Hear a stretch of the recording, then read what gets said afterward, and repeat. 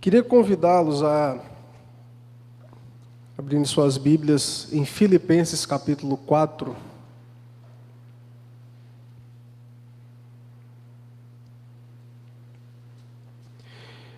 Alegrei-me sobremaneira no Senhor, porque agora, uma vez mais, renovastes a meu favor o vosso cuidado, o qual também já tinhais antes, mas vos faltava oportunidade.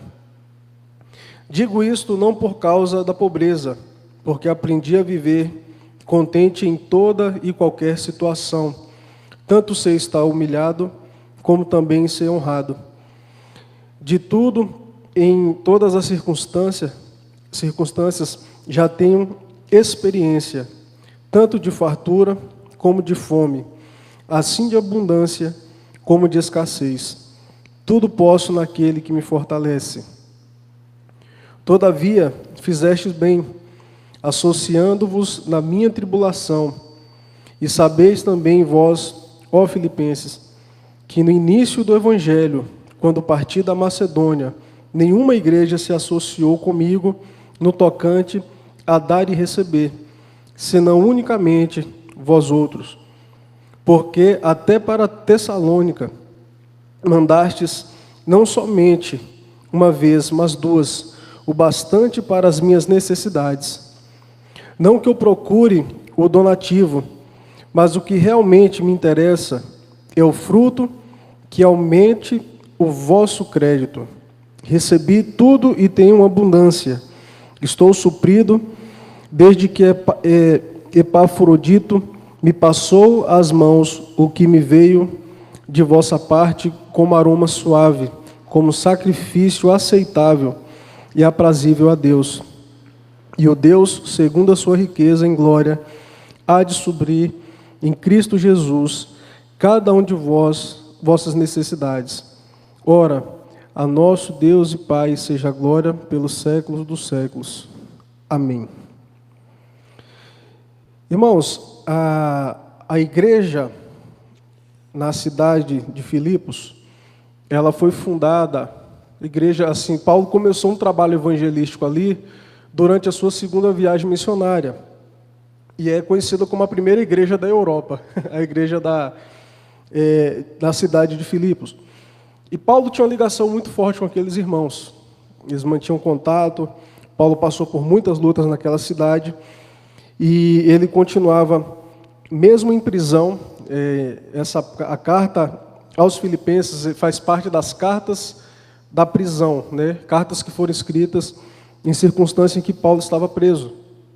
E Paulo escreve essa carta com o propósito de tratar muito sobre a questão da unidade da igreja. Havia alguns problemas ali a respeito da unidade da igreja, mas também para consolar a igreja a respeito da sua condição. Ele estava preso, mas ele cria que Deus era Senhor de todas as coisas, e ele trata dessas questões no texto. A parte que a gente acabou de ler, ela vai nos trazer algumas lições importantes a respeito da providência de Deus, a respeito da maneira como nós enxergamos as circunstâncias em nossas vidas. E a primeira lição que esse texto nos traz está aí a partir do verso 10 ao verso 3, que é a seguinte lição: o verdadeiro contentamento está fundamentado em Deus. Onde é que está fundamentado o nosso contentamento? A nossa alegria, sabe, aquela fase da vida onde a gente senta e fala assim: Deus, obrigado, eu não tenho do que reclamar, né? Normalmente a gente associa o nosso contentamento a isso, a essa reflexão: eu não tenho do que reclamar.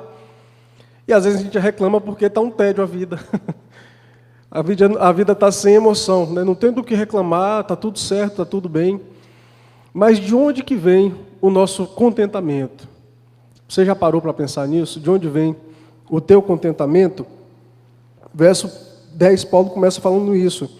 Ele expressa sua alegria primeiramente.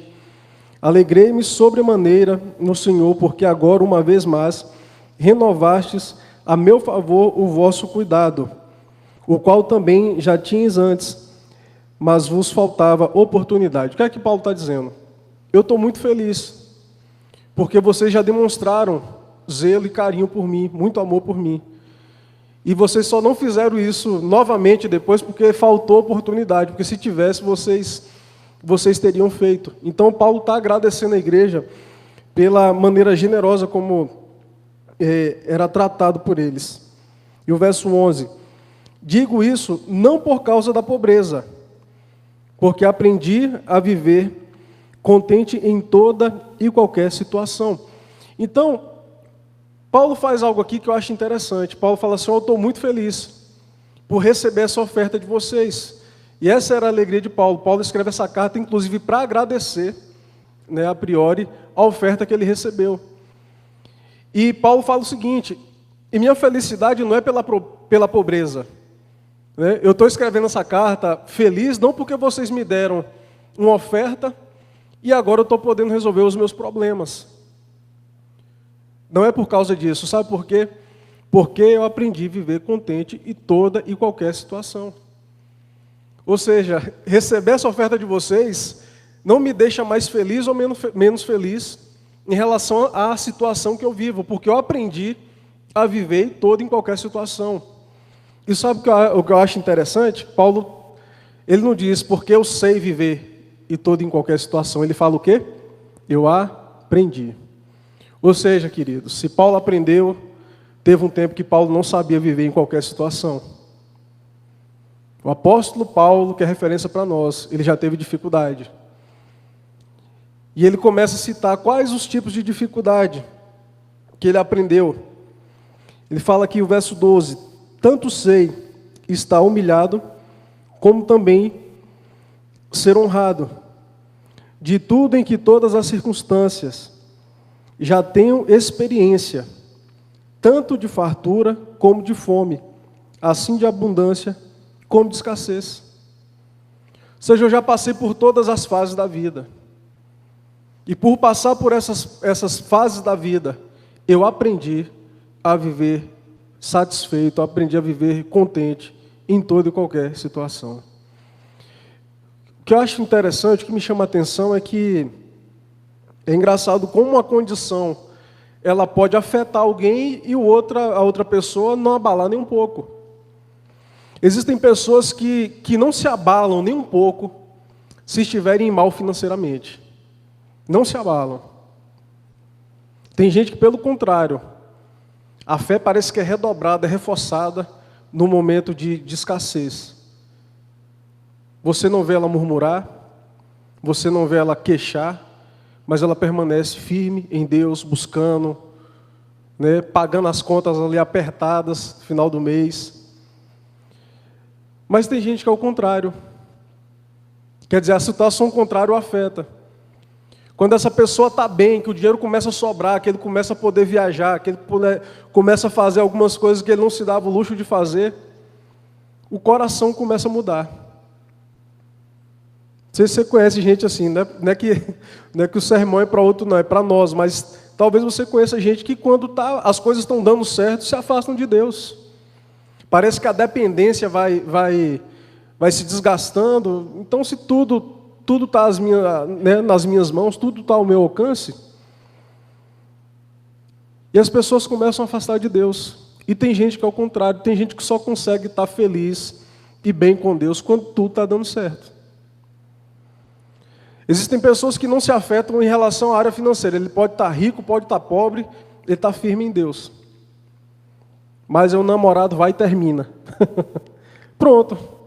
Não consegue estar feliz e seguro em Deus em toda e qualquer circunstância. Ou por motivo de saúde. Mas Paulo fala: eu aprendi a viver em toda e qualquer circunstância. Eu aprendi a estar bem. E a pergunta é: em que circunstância você ainda precisa aprender a viver? Em que tipo de circunstância você ainda precisa aprender a descansar em Deus? A ter plenitude em Deus. Verso 11 de novo, vou ler aqui mais uma vez. Digo isso não por causa da pobreza, porque aprendi a viver contente em toda e qualquer situação. Gente, é uma questão de aprendizagem. É o que a gente tem que exercitar. É no meio daquela circunstância você falar: Deus, eu preciso aprender a lidar com isso. Eu não sei quando isso vai passar, eu não sei quanto tempo isso vai demorar em minha vida, mas o fato é que eu preciso estar firme em Ti e aprender a lidar com essa circunstância. E o verso 13, ele fala o seguinte: tudo posso naquele que me fortalece. Normalmente a gente usa esse texto muito para conquistar as coisas, né? Não, eu vou passar nessa prova, eu vou passar nesse concurso, porque tudo posso naquele que me fortalece. Deus está me fortalecendo, então eu vou conseguir conquistar as coisas que eu quero.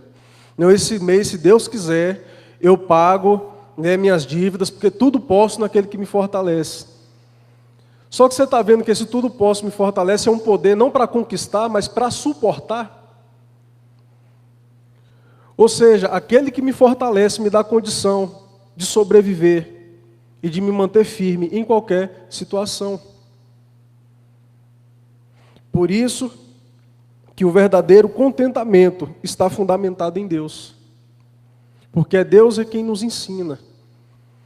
E ele fala, tudo posso naquele que me fortalece. E quando Paulo fala que naquele que me fortalece, ou seja, o meu desempenho diante das circunstâncias adversas depende do meu relacionamento com Deus.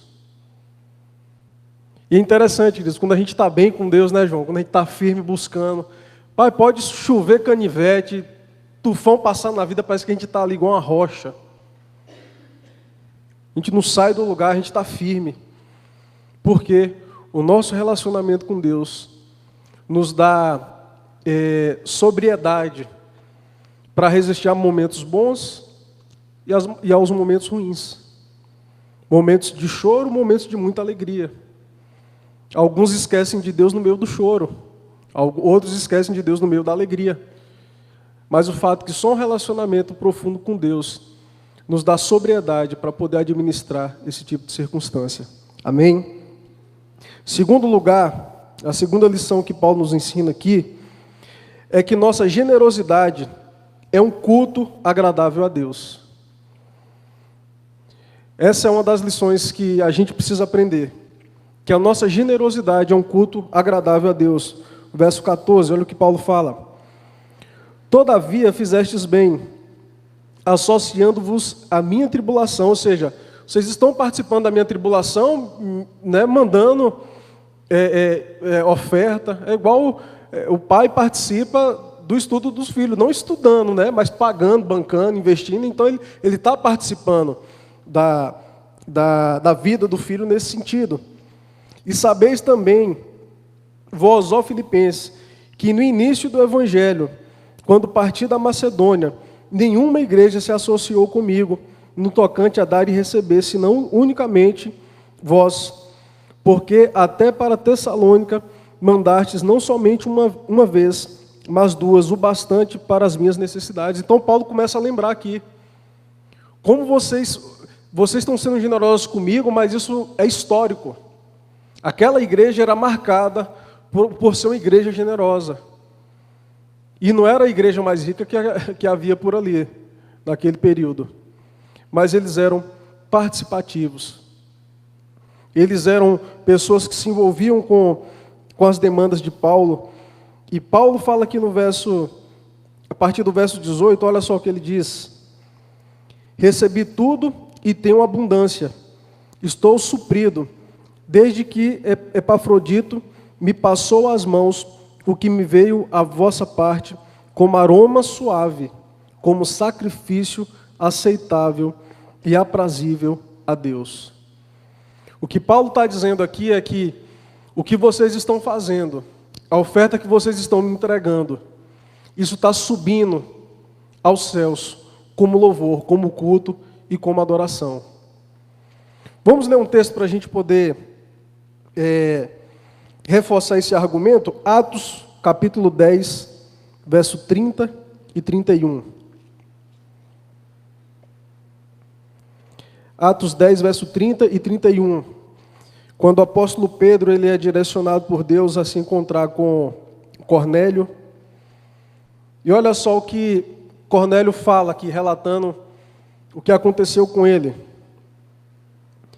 Respondeu-lhe Cornélio: faz hoje 4 dias que por volta desta hora estava eu observando em minha casa a hora nona de oração, ou seja, ele estava em oração. E eis que se apresentou diante de mim um varão de vestes resplandecentes, e disse: Cornélio, a tua oração foi ouvida, e as tuas esmolas lembradas na presença de Deus. Irmãos, quando a gente age com generosidade, isso é culto a Deus. A gente tem uma dificuldade muito grande porque a gente associa louvor à música, né? A gente associa adoração à música. A gente tem dificuldade de enxergar culto a Deus extra reunião de domingo, né? O fato é, a prova disso é que nós não temos a mesma reverência na nossa vida lá fora, a reverência que a gente tem aqui dentro, né? Tem gente que xinga lá fora, mas dentro da igreja ele não fala palavrão, porque está no espaço e no ambiente sagrado, ou seja, eu estou num momento de culto, eu tenho que me comportar. Isso é uma mentalidade religiosa, porque a nossa vida é um culto prestado a Deus. A nossa adoração, nós expressamos o nosso louvor a Deus por meio do nosso testemunho, por meio da maneira como a gente se comporta. Então, quando a gente, queridos, age com generosidade na vida das pessoas, isso sobe para Deus como um culto, como aroma suave. Eu não esqueço, tinha um jovem que eu conhecia, muito tímido, né, muito tímido mesmo, e era um menino que tinha dificuldade de fazer amizade, então a gente tinha que estar forçando conversa com ele para estar próximo dele. E uma vez eu conversando com ele comentando alguma coisa, e naquele dia eu fiquei sabendo que aquele menino ele sustentava uma família, um menino de 17, 18 anos. Ele sustentava uma família, todo mês ele dava uma cesta básica para aquela família, com dinheiro de estagiário dele, né? Cara, como eu achei aquilo bonito, eu nunca imaginava ouvir aquilo. Eu falei, cara, mas que joia, cara, Deus te abençoe, né? Deus te abençoe, sabe, continua fazendo isso, não por querer alguma coisa em troca, mas a nossa generosidade, querido, isso sobe a Deus como um culto, como adoração. Sabe, você quando ouve aqui a mensagem aqui vai ter acampamento dos adolescentes, acampamento de jovens, e está faltando, né, algumas inscrições. Quando você mete a mão no bolso e fala, eu quero ofertar aqui 2 inscrições, esse ato de generosidade Deus recebe. Deus fica feliz com isso. Quando a gente percebe que o irmão está passando por necessidade, a pessoa chega e fala, Deus mandou te abençoar. Mês passado eu bati o carro, né? E aí eu comentando com algumas pessoas, tal, situação, a gente estava falando, dando testemunho, né? E eu até falei aqui na igreja, falei, Deus, obrigado, porque bati no engate do carro, o prejuízo ficou só para mim, não bati numa moto com a criança atrás, obrigado, eu só tenho motivos de agradecer a Deus pelo que aconteceu. Terminou, tal, estava chegando em casa, uma pessoa me liga, pastor, eu quero te abençoar com o conserto do carro. Gente, aí fica naquela coisa, porque geralmente quando Deus fala isso, Deus incomoda o coração de alguém para fazer isso, a gente às vezes fica todo cheio de dedo, né? Não, irmão, que é isso, tal. Falei, querido, não, vamos fazer o seguinte, eu vou fazer o orçamento e a depender do valor, a gente vê aí. Ele falou, não, pastor, mas eu faço questão de te abençoar. Aí eu brinquei com ele, eu faço questão de ser abençoado. Não é por querer receber bênção dos outros irmãos, mas é porque eu sei que abençoar alguém, ser generoso com alguém, isso converte em generosidade também. Que é o terceiro ponto, olha aí no verso 3. Deus é generoso para com os generosos. Verso 19. E o meu Deus, segundo a sua riqueza em glória, há de suprir em Cristo Jesus cada uma de vossas necessidades. Ou seja, Paulo está dizendo, eu tenho recebido de vocês mais do que eu preciso. Eu estou abastecido, eu estou com a vida tranquila, eu estou numa circunstância aqui de prisão, mas os meus custos, aquilo que eu preciso, eu tenho, e eu louvo a Deus. E a minha alegria não é pegar o dinheiro na mão e falar, opa, vou pagar minhas contas. A minha alegria é saber que a igreja que eu plantei é uma igreja generosa. A minha alegria é saber que isso demonstra que vocês têm crescido na fé. A minha alegria também é saber de que Deus será também generoso com vocês. É isso que Paulo está dizendo. Deus não vai deixar as coisas faltarem na vida de vocês. E aqui, gente, a retribuição que Deus dá, ela é muito mais que material. Muito mais que material. Eu mesmo assim, quando das vezes que Deus fala comigo para eu abençoar alguém, eu nem deixo a pessoa discutir. Eu falo, ó, cala a boca, Deus mandou. Você vai discutir com Deus? Já para cortar a conversa. Então, a gente precisa aprender, queridos, ser abençoados, como Paulo sabia ser abençoado. E a gente precisa também abençoar. A gente precisa aprender a ser generoso com as pessoas ao nosso redor. Um dos exemplos que eu tenho a respeito disso é minha avó. Eu conheci poucas pessoas com a generosidade que minha avó tinha. Minha avó era uma senhora viúva, aposentada, mas eu nunca vi as coisas renderem em casa igual aquela casa. Minha avó era aquela típica casa de vó, que nunca estava a família sozinha. Sempre tinha os amigos, os agregados, sempre a casa muito cheia. E minha avó era, sabe, naquele momento, às vezes, de dificuldade, um pastor ia para a cidade, minha avó fala, não, faço questão de receber, vem, come aqui em casa, dorme aqui. Minha avó, cansei de ver isso, minha avó ia no mercado, voltava às vezes com uma bandejinha de queijo, presunto, e ela falava, ó, é do visitante, né? É do pastor, é do missionário. Gente, ninguém da família comia, porque só tinha para ele. E minha avó fazia isso. Irmãos, mas assim, eu nunca vi nada faltar em casa da minha avó. Era uma casa farta, sempre muito cheia, mas sempre com fartura, sempre com abundância.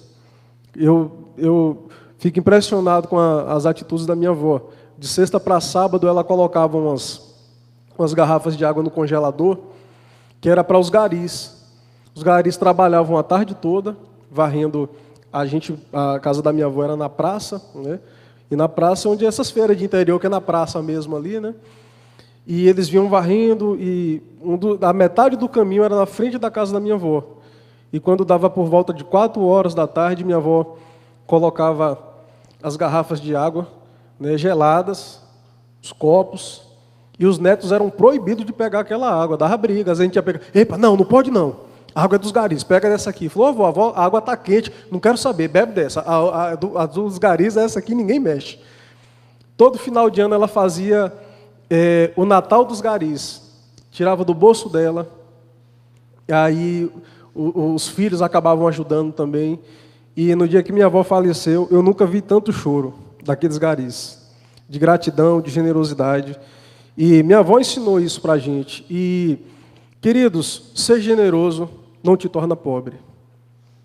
Eu não estou dizendo que ser generoso vai te fazer uma pessoa rica. Mas o fato é que Deus, Ele olha para nós com um olhar de bondade. E Deus nos acode nas nossas lutas por conta da nossa generosidade. Então, Paulo ele tem uma gratidão enorme por aquela igreja. Mas a alegria dele não é receber a ajuda daquela igreja. A alegria de Paulo é ver a espiritualidade de gente bondosa, de gente que participa do sofrimento dos outros, de gente que se importa com a causa dos outros. Essa é a alegria de Paulo. Então, irmãos, que a gente tenha a mesma perspectiva e a mesma percepção da vida. Sabe, que a nossa alegria não seja receber as coisas de pessoas, que a nossa alegria seja perceber o crescimento de cada um, o crescimento de cada irmão, e que o nosso contentamento não esteja nessas coisas, em realizações, porque quando a gente se realiza em coisas, a gente acaba dizendo de maneira indireta de que Deus não nos é suficiente. Mas quando Deus nos é suficiente, quando a nossa vida é centrada em Deus, a gente suporta qualquer coisa. porque o Espírito de Deus nos capacita para isso. Amém?